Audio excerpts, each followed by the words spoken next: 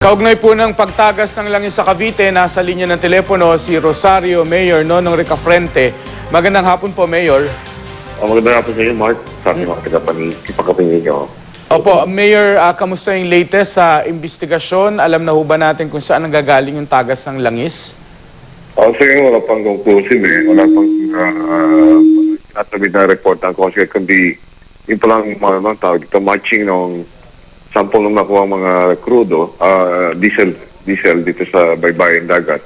At yung diesel doon sa barko ay parehas. Parehas, Ayun, Coast Guard, oo. Ngayon, kung paano nangyari itong ganitong kalaking oil spill, sinusulit pa ng ating mga divers at ng Coast Guard divers yung barko sa ilalim ng submarine pipeline.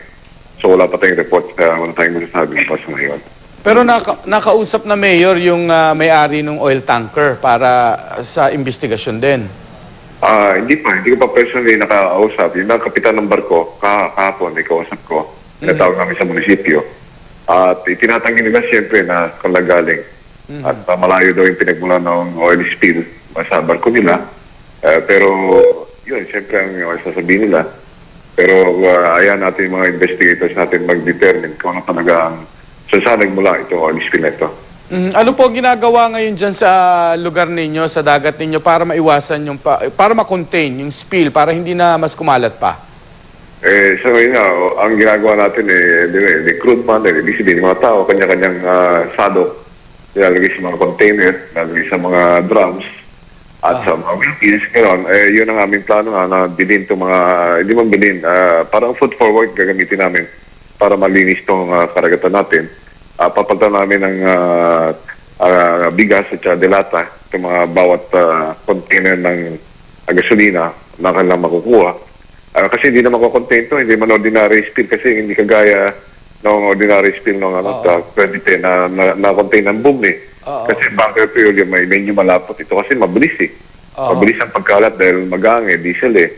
So in a matter of few minutes or hours, kumalat na sa buong coastal barangays ng Rosario. So pinapayagan yung kunin nila para maibenta?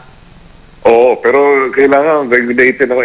Ang munisipyo na magiging nagkaroon kami ng buying station sa bawat barangays. Kasi magkakaroon to ng panic kung sakasali. Kasi daming gustong bumili, hanggang gustong magbenta, hindi naman safe to. Oo nga, diba? Hindi ba delikado nga? Delikado sa health. Delikado, kaya ang ating fire department, ang ating municipal health officer, nagpunta sa mga barangay, pinaniniwala sa tao. Na huwag kayo maging tawag dito sa konting pera, di ba?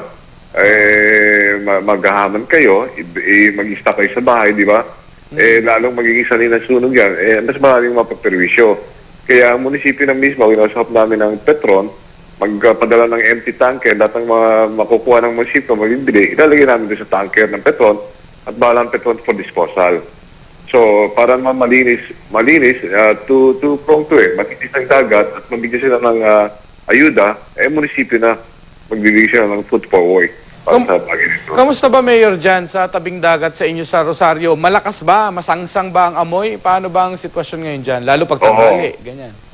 Simula pa kahapon hanggang kagabi, nasa ngayon, pag-iit ng hanging habagat, siya kami lahat ang hagip namin, amoy namin yung gasolina.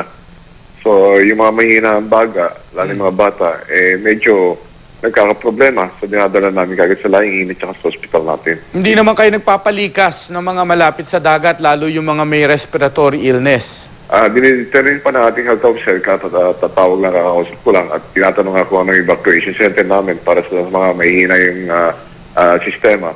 So, yung amin dating evacuation center na ginagamit, sabi ko doon yan dalhin. Yung mga tao na sa tingin nila ay hindi kakayanin itong amoy ng gasolina. Sige po, maraming salamat po sa inyo. Salamat din Rosario Mayor Nonong Ricafrente, salamat po.